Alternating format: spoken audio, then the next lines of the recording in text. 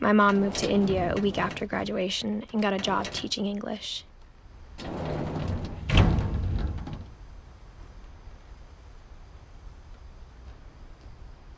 Louis was born a year later.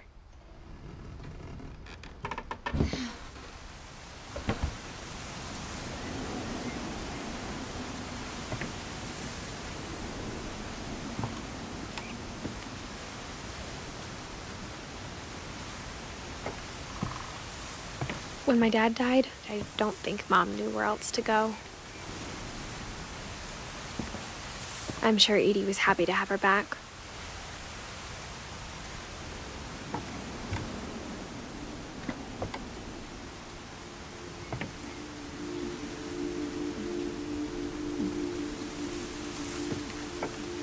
The house had to get a little bigger, but Edie was used to that.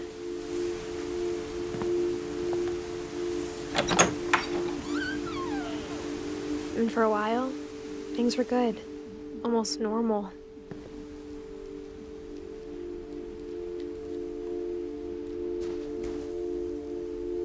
But it didn't last.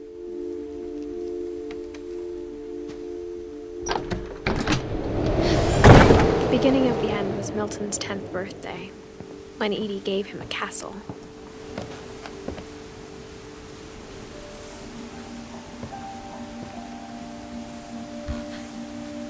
After Milton disappeared, the only thing he left behind was a room full of paintings.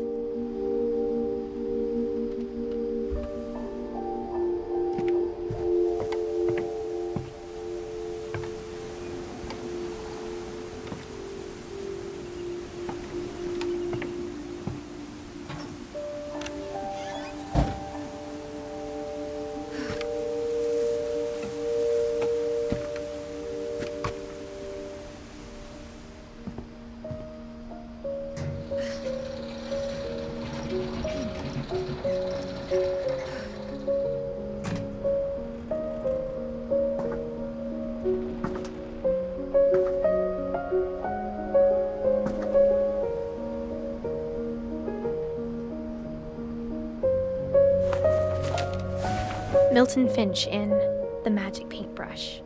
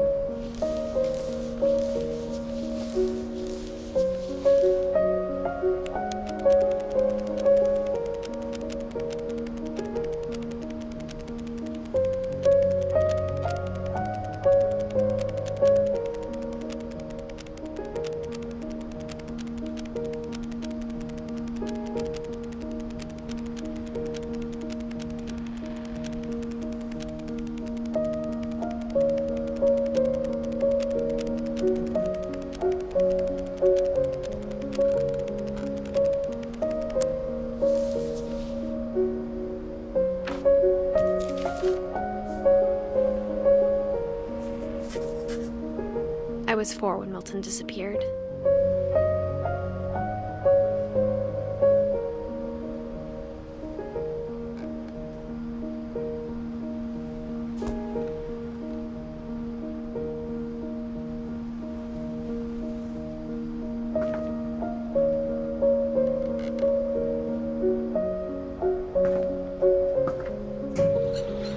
Mom spent months searching for my brother. Then she sealed the doors.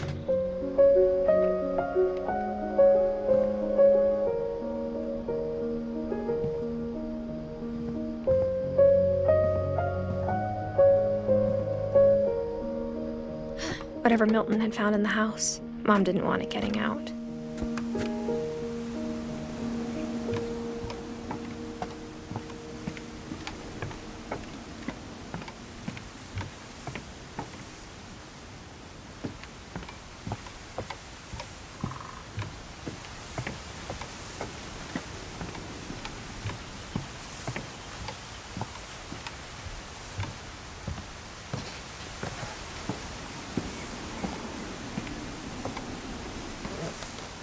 Mom definitely blamed Edie, but I think Louis blamed himself.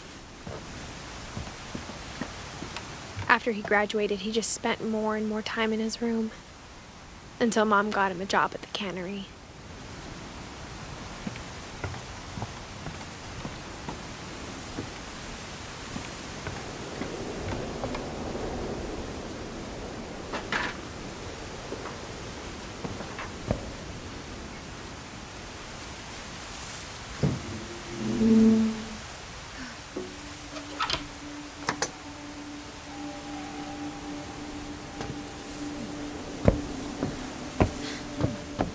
Louis's room smelled very, very familiar. That part of him lived on. Louis and I spent a lot of time playing games together, but he was surprisingly bad at them. He died a lot.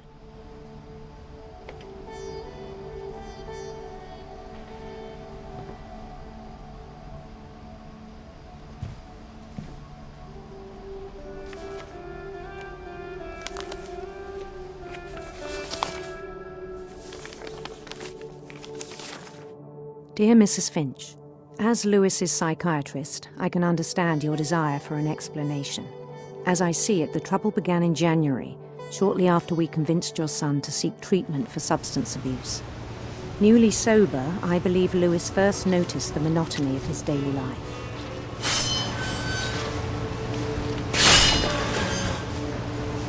He kept working at the cannery, but he withdrew part of himself. In our sessions, I saw the same behavior. His mind began to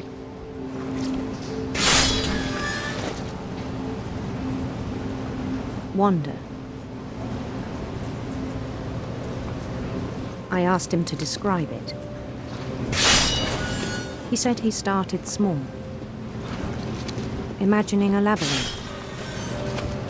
He'd feel his way about. Then something moved.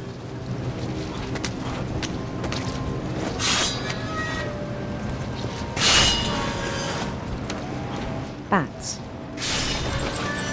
and toads.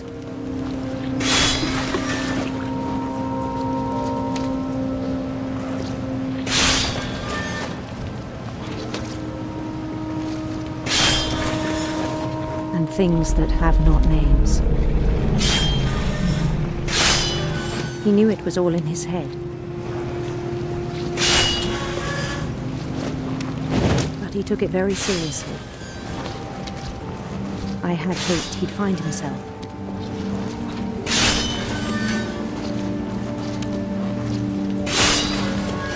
But he found something more.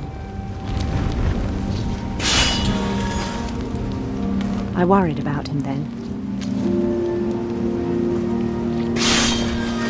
Daydreaming at the cannery. I spoke with his boss. But he said Louis had become a model employee. Methodical, tireless, focused.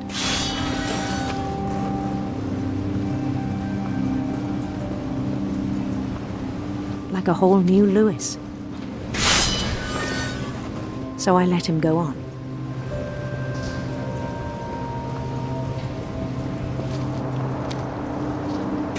I even encouraged him. It seemed very promising at first. He told me he'd made a new friend.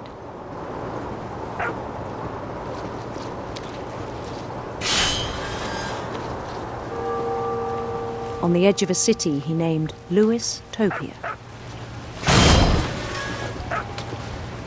He built the city up slowly, brick by brick. Then he made musicians.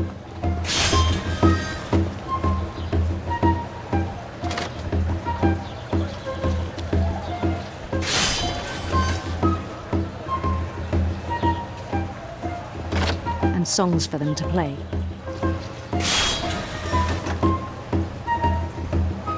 He talked about starting a band. And he was always humming something. Every day his imagination grew stronger.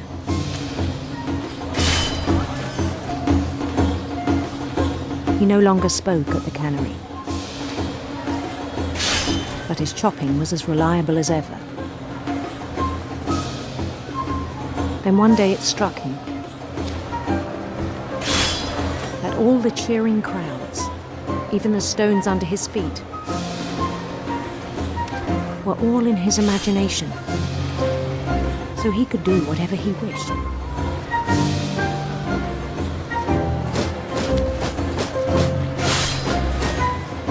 He held an election for mayor, and he won. They begged him to stay, but his mind was already wandering. It became a game for him.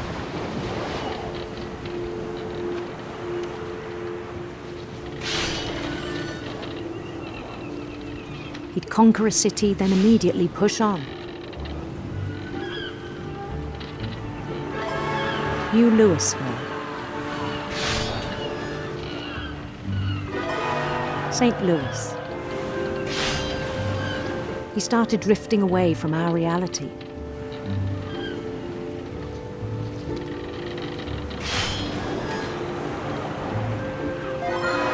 Minneapolis, until one day he forgot to go home from the cannery. Even as his mother pleaded with him, part of Louis kept sailing on.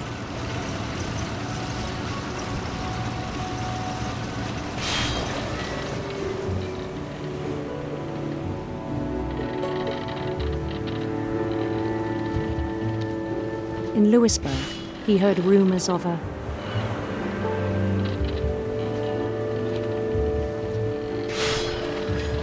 handsome queen.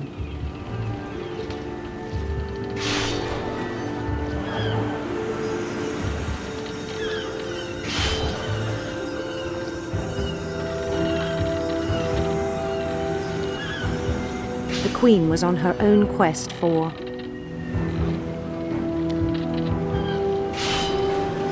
radiant rainbows.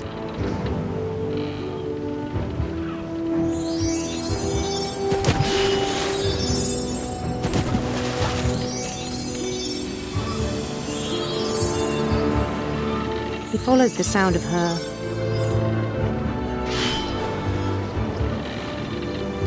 electric sitar.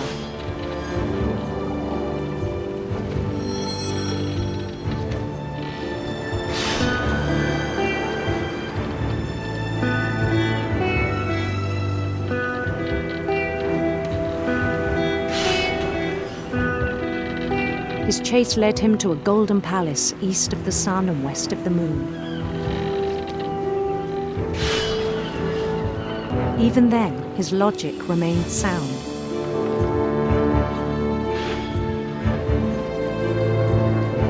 He knew the world was all in his imagination.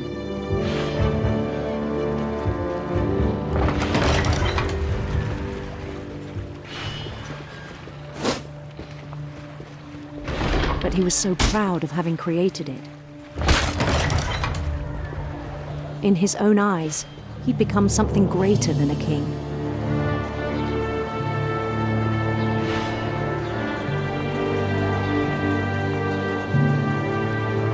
For someone who'd never known success in the real world, I think it was overwhelming. And then it struck him that the real Louis was not the one chopping salmon, but the one climbing the steps of a golden palace.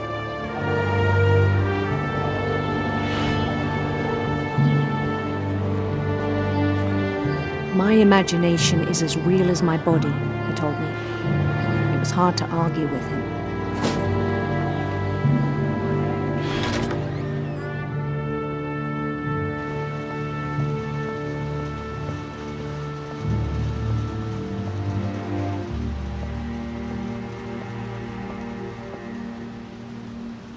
He began to forget the world we know.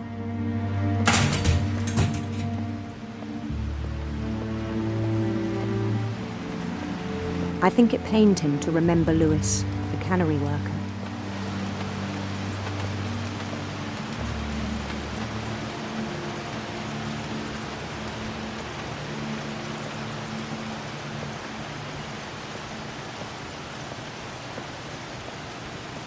He began to despise the man with a royal contempt.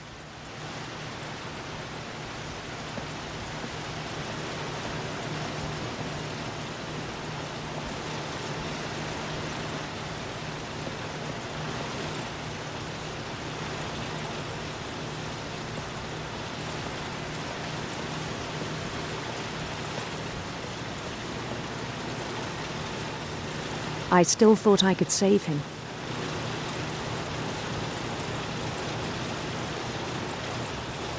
Even after he said he was being crowned king over all the lands of wonder.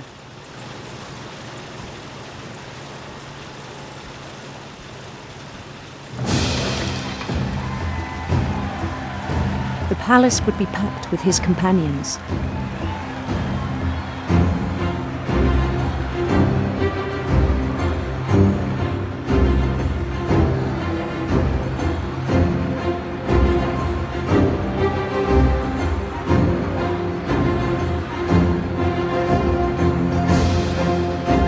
Including the wise Calico who had insisted on inviting him.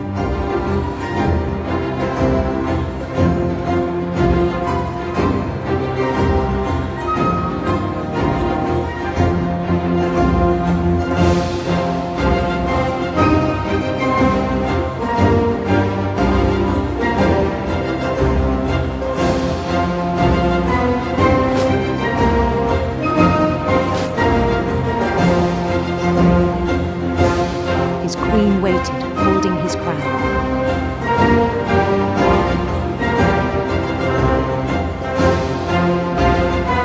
There was only one thing left to do.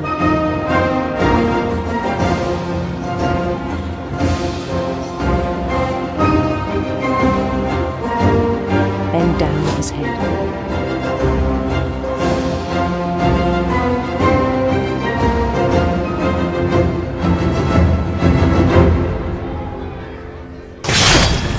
The rest I think you know. Mrs. Finch, your son was a kind man who will be missed by all of us who knew him.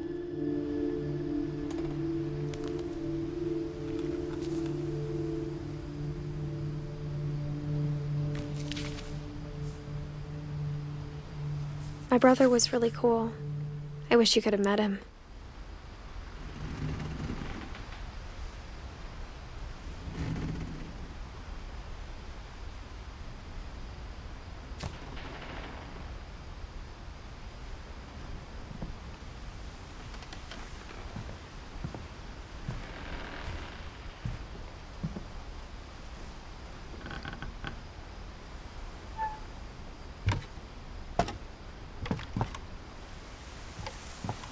On the way back from Lewis's funeral, my mom told me to start packing.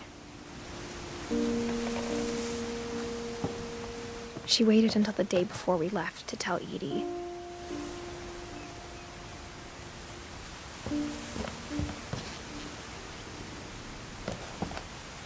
I'm not sure if she wanted to make it easier or harder.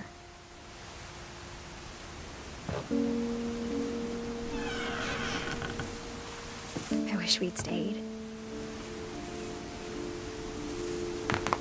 But I understand why we left.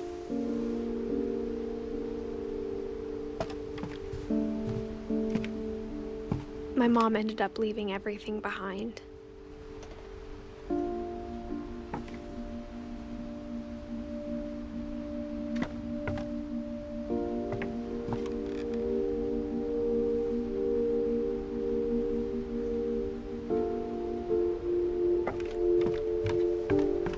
What happened that night had been coming for a long time.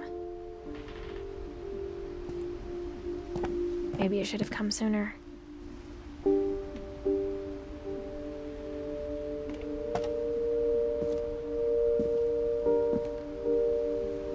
But it had to end one way or another. All that's left now is to tell you about that last night.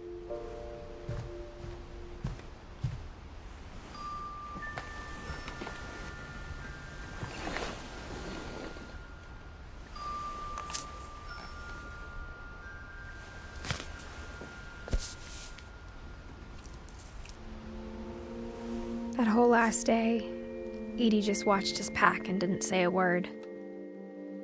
until supper when she raised her glass and said, "To our final night together, and all our final nights apart." Grandma, you know what I said about alcohol. Some of your medications are very Edith, specific. I left a present for you in the hallway. Why don't you go open it? The grown-ups have to argue now. I'm sorry, you're right. We're all leaving tomorrow. Let's just enjoy our last... I'm not leaving. Edith, you're excused.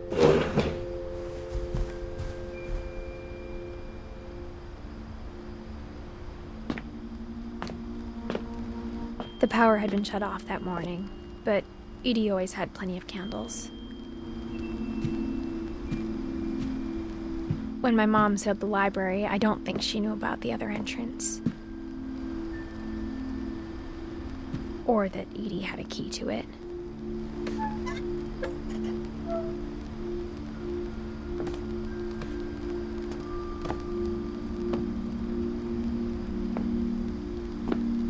That thing you're afraid of isn't going to end when you leave the house.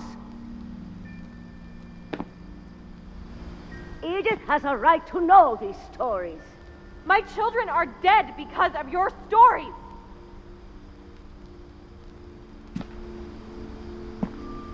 I think it's best if Edith and I leave tonight.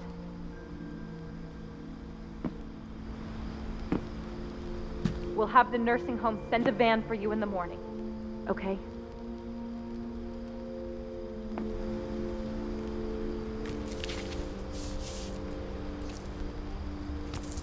Dear Edith, there's so many stories I wish I could tell you, but there's only time for one.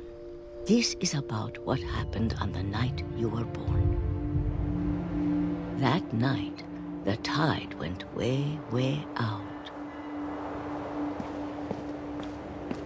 It was the first and last time I ever saw the old house aground. There'd been an earthquake out in the middle of the ocean. They called it the lowest tide in 1,000 years. God, it smelled awful. You know, I've seen that house every day of my life.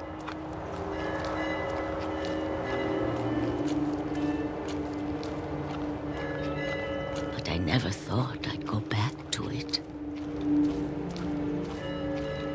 When the fog rolled in, I lost my way.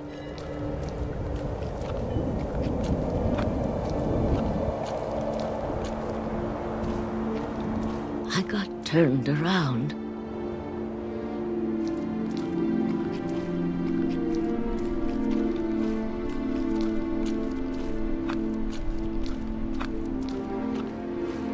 For a while, I wandered. I started seeing things.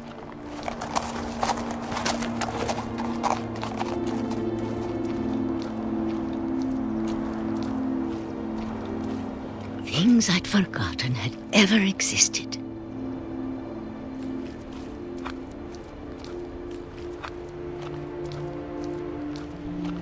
But when I saw them, they felt like old friends. That night, a lot of things came back to me. Or maybe I came back to them.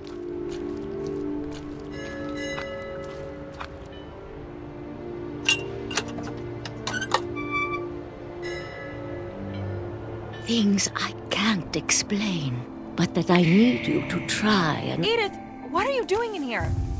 It's mine! Edith! Mom, you're gonna rip it! Let go!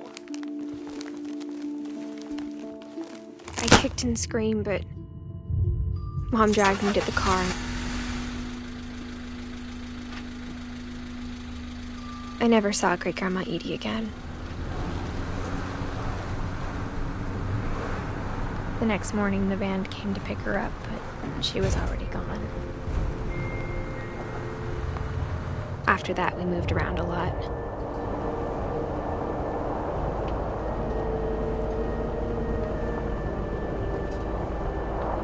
We both tried to make the best of it.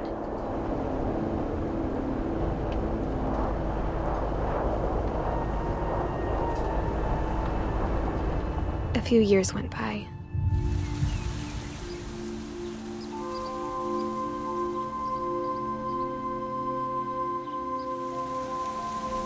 My mom didn't like to talk about it,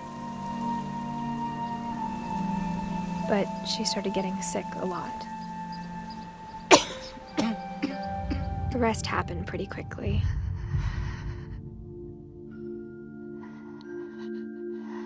She got better for a while,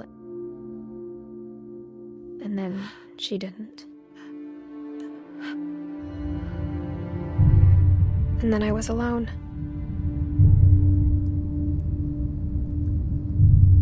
The last Finch left alive.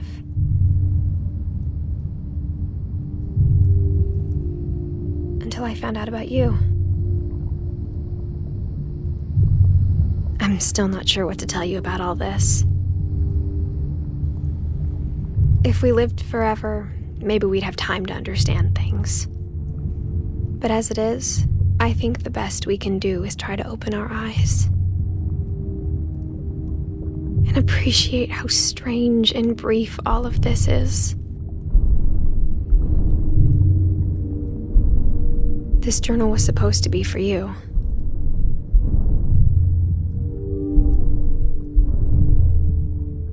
But now I hope you'll never see it. I just want to meet you and tell you all these stories myself. But I guess if you're reading this now, things didn't work out that way.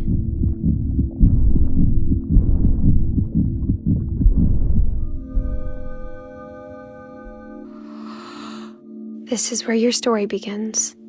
I'm sorry I won't be there to see it. It's a lot to ask, but I don't want you to be sad that I'm gone.